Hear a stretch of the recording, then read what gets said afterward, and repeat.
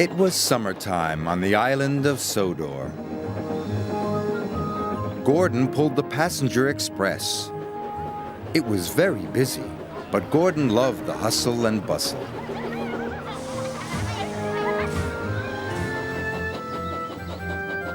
Henry hauled freight cars in the forest. He loved the peace and quiet, but he didn't see many people. Sometimes working in the forest could be very lonely. Later, Henry pulled into Knapford Station. He was delighted to see all the passengers. But Gordon was not delighted to see Henry. "Keep your smelly freight away from my passengers," grumbled Gordon. "But it's only logs," chuffed Henry. "Passengers and freight do not mix," huffed Gordon, and he wheeshed away. Henry watched the express leave the station. "I'd like to pull passengers," sighed Henry, "just for a change."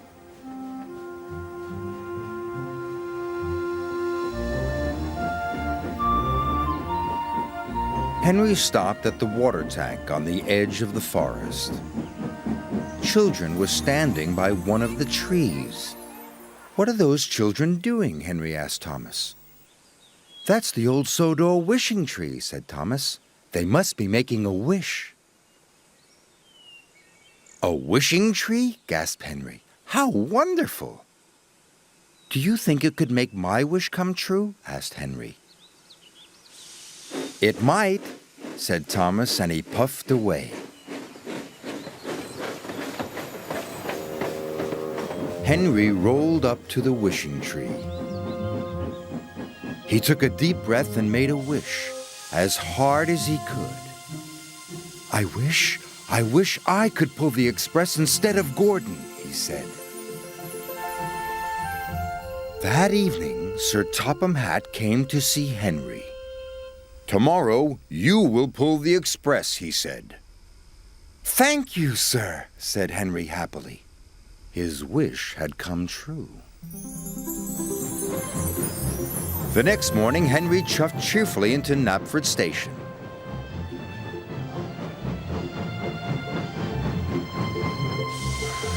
When his passengers were on board, Henry blew his whistle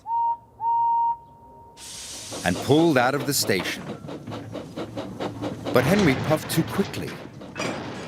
"Go gently," called his driver. "You can bump freight, but you can't bump passengers."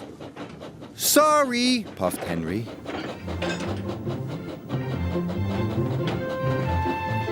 Henry puffed proudly through the countryside. "Pulling passengers is a grand job," he said. Gordon was in the repair yard. He was being fitted with a new boiler. But Gordon felt lonely. He was missing his passengers. The passengers were missing Gordon, too. They were having the bounciest, bumpiest ride they had ever had. When Henry got back to the sheds, Sir Topham Hatt was waiting for him. "There have been complaints," he said sternly. "Passengers are not like logs. You must be gentle." "Yes, sir," said Henry sadly. Being gentle was very difficult. Then Henry saw Gordon. He was looking miserable. "My wish has made Gordon go to the repair yard," gasped Henry. This made Henry feel very bad. The next day, Henry had to collect the dining car. He tried his best to be gentle.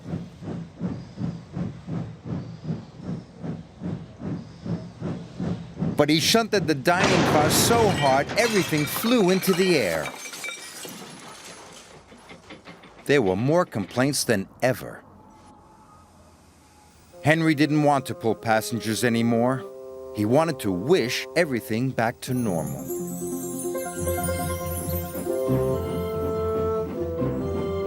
But when he arrived at the forest, Henry couldn't remember which tree was the wishing tree.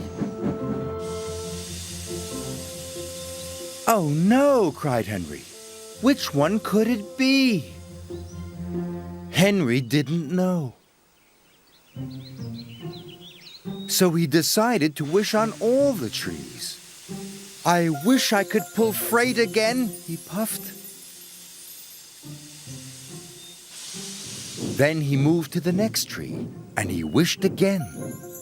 "I wish I could pull freight again." Sir Topham Hatt arrived on board Thomas. "What are you doing, Henry?" asked Sir Topham Hatt. "You are causing confusion and delay." Henry told him all about the wishing tree. "Wishing trees don't run railways," said Sir Topham Hatt. "That's my job. Gordon just needed some repairs. He'll be back tomorrow."